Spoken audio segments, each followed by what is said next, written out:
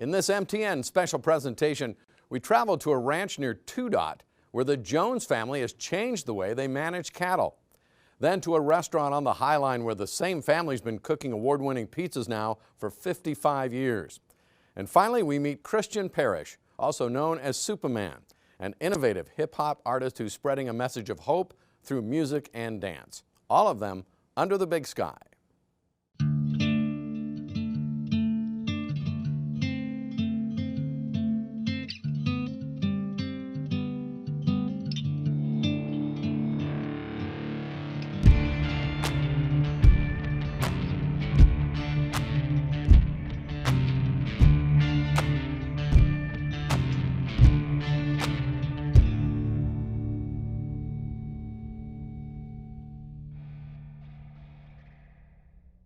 The Jones family has been ranching near Two Dot, Montana for more than a century.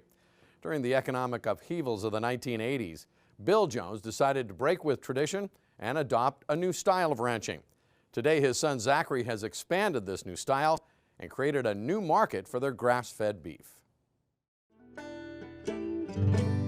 Change is only effective if people feel that it's for them, not happening to them. No, we're not going to do that because this is the way we've always done it. It's very important for the people involved in agriculture to try to learn new things and to seek out information. It's amazing how much we still don't know.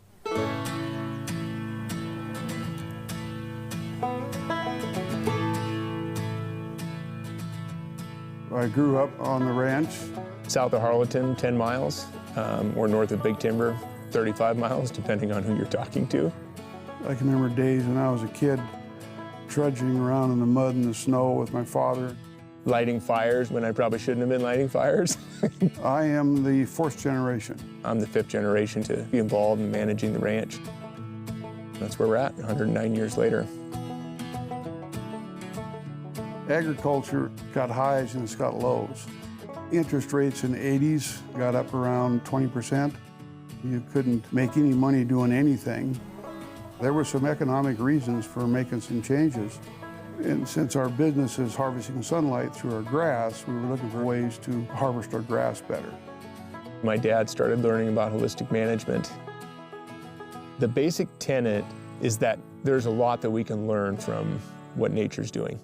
My great uncle, he talked about how the buffalo grazed in herds of hundreds of thousands that just kept moving.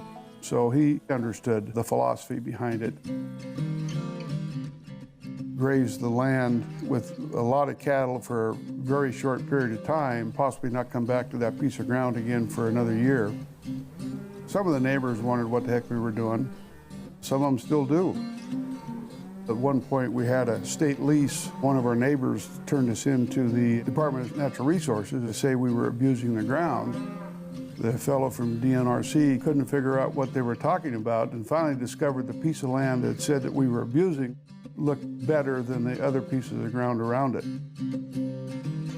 It's a more intensive style of management. It worked out very, very well for us. My son, Zach, took it to a different level. I realized he was smarter than I was and had more ambition, so it wasn't hard for me to step aside to let him run with it.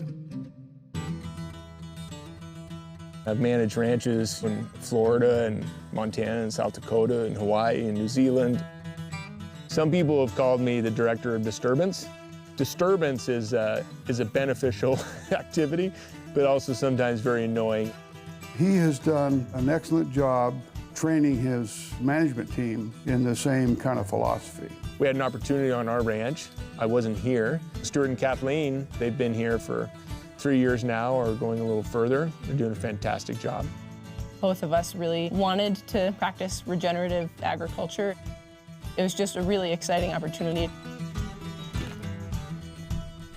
We start calving on May 20th and go into July, whereas most folks are calving in February or March.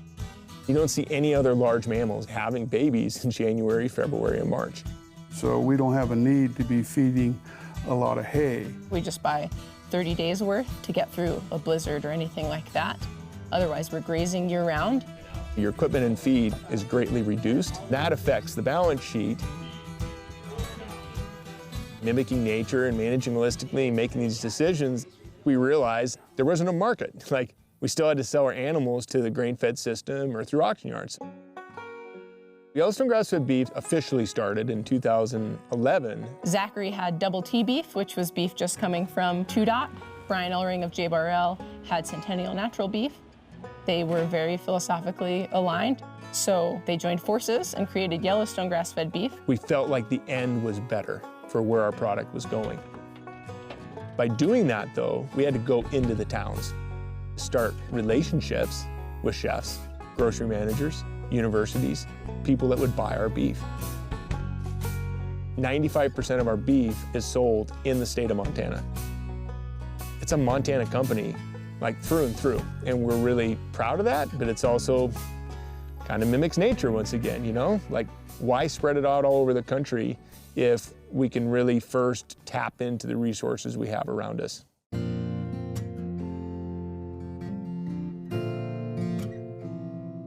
Going further away from mimicking nature towards less diversity, less carbon in your soils, more floods, greater intensity of droughts because of what your soil service is like, that's just not a good path to go down. Grazing differently can not only stop that, but it can start to rebuild the organic carbon levels in our soils. For me, it comes down to the soil, and that's the science nerd in me. The reason we're grazing our cows this way is to improve soil health, and soil health improves your grass health, creating a healthy product in the end. And if we can continue to create that healthy product while we're improving the landscape, then we can continue to have these rural ranching communities that will thrive for years to come. We're not going to lose our biological capacity overnight. It's just going to slowly drip away. 10 years from now, 30 years from now, 60 years from now, we'll never really know what happened, even though you can actually see it coming and is actually preventable. I think every rancher is an optimist. They have to be. My great-grandfather used to say, we've had 2 good years, 1912 and next year. So you've got to be optimistic about the future. It's a special skill to do things differently without it being perceived that you're disregarding the past in your family's legacy. It's not that. It's about moving forward. The challenge of holistic management going forward is to change that message that what we're doing here, it's not change happening to you, it's change happening for you. It's for your business and for your family. There's very few operations around here that have the same kind of philosophical attitude about what to do with the land. I'm not saying what the other people is or anything wrong with it. They're plumb happy doing what they're doing. Some of them are successful, some of them are not. Personally, I feel it was the right decision at the right time. Looking back, I would have done it again. We as people in this place are still trying to understand what our role here is. It's important to wake up every day and recognize that there's way more we don't know than we actually do know. More Under the Big Sky coming up in just a moment when we take you to Eugene's Pizza in Glasgow. Back-to-back Best Pizza in Montana winner, Eugene's Pizza in Glasgow really hasn't changed much in 55 years. Mary Sue Knodel, now in her 80s, helps her sons and current owners Sam and Jeff continue to make pizza with the same recipes in the same location that the family has operated 7 days a week for decades. Eugene's is a lot of things to a lot of people. I think we're kind of a, how do I say it? Kind of a fixture in Glasgow, I would say. We see college kids here before mom and dad see them. We've had marriage proposals here, first dates. They're sitting on the same side of the table. It's like, all right, first date. We've had people say this is the best pizza that they've ever had. And people that live in big cities will come and say, this is still the best. And I think it has a lot to do with the dough and sauce.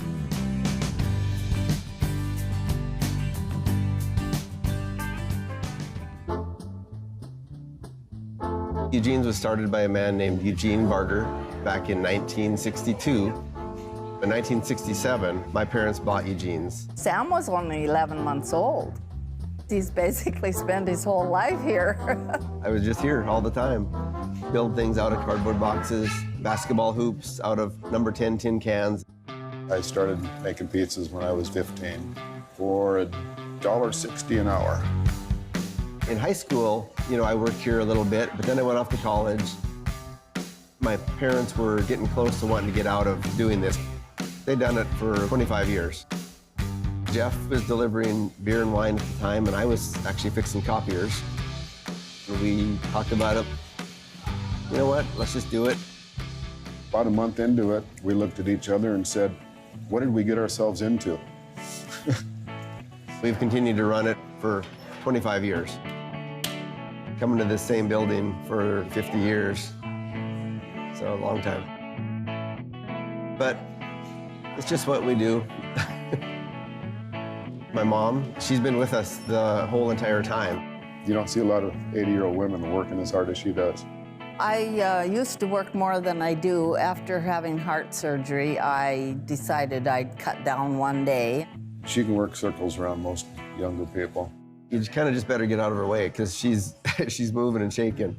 Usually, I start breading chicken, cutting potatoes, make dressings. She's chopping lettuce, she's portioning ribs. Hey, Mom, have you got time to make dough? Last night, we went through about 5 batches of dough, so you're gonna have to start with a big batch tonight, but I'll try to get that all ready for them. She still does all the laundry. I can do it. She says she does it better, she gets it whiter, so we just let her. I kind of know what's going on. She just does so much that people don't realize. She'll work all night long, leave at 11:30, 12 o'clock at night, and she might not have sat down the whole night. And she might not have eaten. She'll go home and she'll have cold cereal. She's the hardest worker I know. Crazy. Basically, since my dad's time, we have not changed a thing. So if somebody says, well, it tastes different, well, it shouldn't. Always the dough the same, always the sauce. I mix all the pizza spices myself. I use the same exact measuring that he used. We don't change anything. We have 3 ovens, top oven, bottom oven, new oven. The new oven, which is no longer a new oven, it's like 1974. I always say that everybody should work in a restaurant at least once in their life. On a Friday, we're so busy that we get about 5 to 6 batches of dough ready to go, 280 pizzas, roughly. We've been throwing the dough for basically 55 years. People say, well, why do you do it? And we say, well, it's because we can. A lot of people talk about it, a lot of people love it. Get done cleaning, do the till, get home about 12:30, 1 o'clock in the morning. So it's a long day.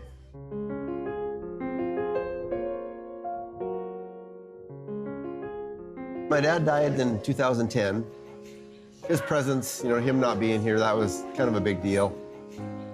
He worked every day, and he used to be open until 2:15 in the morning. I don't know how he did it. We kind of struggle with time the way it is right now. When we had my dad's funeral, we had everybody come here. All the employees came down and made pizzas. There were 58 former employees at the funeral. They really have supported us. So he's a big part of this place and always will be. I still have people asking, when are you gonna retire? I can see she's exhausted at night, and I'll say, how long do you want to do this? And she's like, I'll do it till I can't do it anymore. I know for a fact that she does it to help Jeff and I. I would not work like I do if they didn't work like they did. She could want to be done at any time. I told her she can't. I don't think she wants to. I wouldn't care if she slowed down, but I still want her around. So I don't know. I don't think she'll retire and just play cards, We'll have to wait and see. The restaurant business, it's a tough deal. Just the day-to-day things of trying to keep your head above water.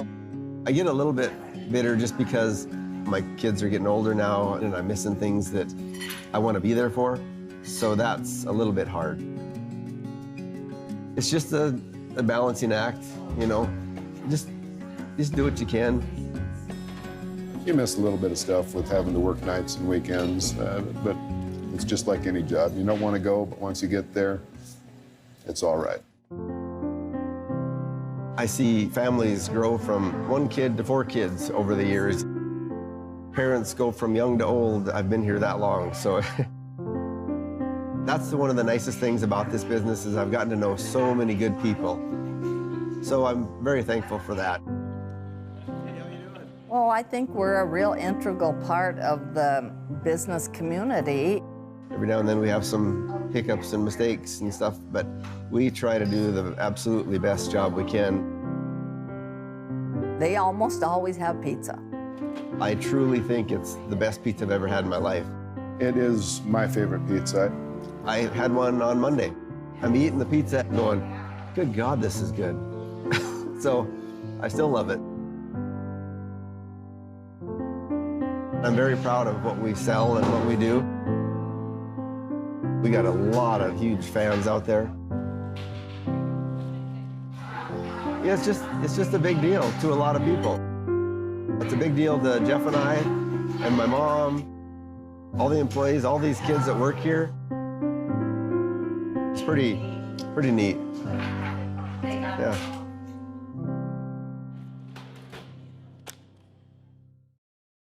Coming up, Native American hip-hop artist Superman, right after this. Superman is a Native American hip-hop artist and activist from Crow Agency. He uses his unique blend of modern music and indigenous tradition to confront lingering issues in our society and to ensure that Native traditions are preserved for the future. The values that I was taught about dancing were taught to me by my grandfather, who was Frank Textigan. He said, you want to come out to this circle, you can't just come out and try to win money, try to look cool. You know, he said, that's not why we dance. The ones who are out there spectating, those are the people that you dance for. Some of them, maybe they're in wheelchairs. He said, you dance for them. Some of them have heavy hearts. They lost a loved one, so you dance for them. When you dance, the people can see your heart. If it's in a good place, their spirit is uplifted. Healing takes place. Let your steps be a prayer. It's a celebration.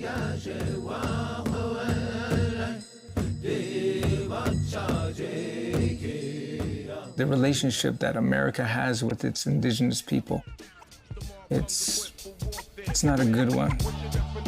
People will look at Native people and say, high suicide rate there, you know, alcoholism. Why can't they just get it together like everybody else? But they don't understand what was done to the Native people had a devastating effect. War, genocide, hate, being told that you're evil, that you're less human, devastating impact, you know, on who we are, our culture, our identity. It's kind of like a bomb. Each generation is feeling that shockwave still. The whole culture of hip hop, I was really drawn towards it, you know, because I thought it was just really cool. Also, what the rappers were talking about, the inner cities and the struggle of being oppressed. What they were talking about was like, hey, what we were going through too. Kind of gave us a voice. As time went on, we heard natives rapping. These guys are telling their story. Shoot, I'll tell my story too, you know? So we would freestyle and we would write lyrics down. We started expressing ourselves, talking about the res.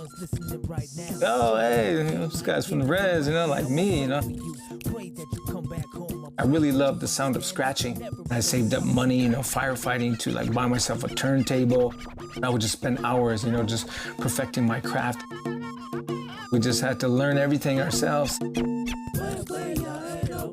Hearing somebody else saying, hey, that sounds good, you know, man, that's cool. That passion always just built up. I finally got introduced to an artist who was doing what I wanted to do. He was a native out there, like rapping and traveling. I sent him my demo, and he's like, yo, I like it. Let's work together. Let's go out on tour. Okay, I'm gonna make this sacrifice. I'm gonna leave my family and go out here. And so that's what I did. Early on, my mind was in a different place. And I started to kind of get a little taste of fame, so to speak. I enjoyed that. It made me feel good. I made some mistakes in that realm. Thinking about what I did, you know, thinking about my family, my wife, and, you know, my future, just everything. I was just like, nah, that's not who I want to be, you know. I don't really want to be this person, you know. I don't want to be this guy. Right after that, I started taking steps towards being that person of positivity and love and expressing that through my music.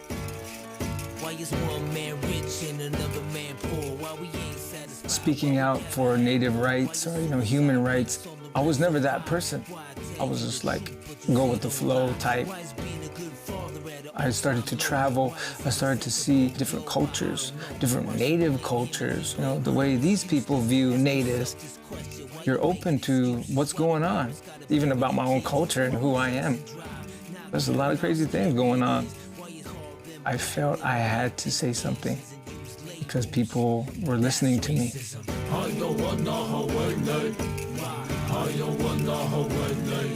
The cultural aspect, the dancing and what I do, I never want to do it for a gimmick. When I wear my regalia, it's not just fashion. It has a deep meaning. The beadwork that my wife and my daughter did for me, they put their heart and their soul into every stitch. When they're sitting there, they're praying for me, you know. Creator, watch over him, let him say good words. Wherever I go and I wear my outfit, I take my family with me. You know, my wife is with me, my kids are with me, my ancestors, they're with me. I can't be drinking alcohol, you know, doing drugs and wearing this thing, talking about crazy stuff because it's sacred, you know, it's sacred to me. The platform that I have as an artist, it's a good place to be to educate people. Wearing my outfit, it grabs the listener. I'm able to share with them and educate them. People ask me, hey, what messages do you want to relate with your music? It's the basic message of love. I don't really have an agenda when I go do my presentations. Faith, hope, love. I just want to spread those messages. And however they receive those is the way it's going to go. You can never deny somebody's kindness, somebody's love, no matter what culture they come from, no matter what their view is. If you're giving love, you're helping people, you're going to get that back. Our young people, they're dying. You know, they're on drugs, they're on alcohol, they're struggling, you know, with their identity. I'll get it in the inboxes and the emails afterwards. And they'll say, hey, I was one of those kids way in the back. And I just wanted to reach out to you and say, I think that's dope what you do, you know. I was gonna commit suicide. And the more you talked and the more you shared, I felt like I wanted to face life, you know. I felt like living. I heard your story, it was just like mine, man. I'm going through the same thing, but I think I'm gonna live, man. You know, I'm gonna face life. Thank you for what you do. You saved my life, you know, bam. So you hear a story like that, and you realize the power and the gift that you have is making a difference, you know, it's helping people. One of the most memorable performances was down in Mescalero, Apache. The whole community came out, you know, there was like 1,000 people there. There was one moment where I got done and it was like a standing ovation. They were all just clapping, cheering. I stood there, you know, just like nodding to the people. I could see their faces. I was connected with that crowd at that moment. And the way they looked at me, they were like happy. I just felt like crying. It's like, man, this is powerful. What I'm doing has meaning and it has a place and it's a powerful thing. And it allows me to have that fire, you know, that motivation to keep going, to keep making music, keep presenting, and keep doing what I'm doing.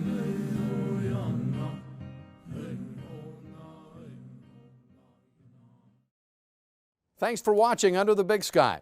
You can watch tonight's stories and all of our previous stories on underthebigsky.com. If you're a fan, please share one of your favorite stories. To get updates on upcoming episodes, like Under the Big Sky on Facebook.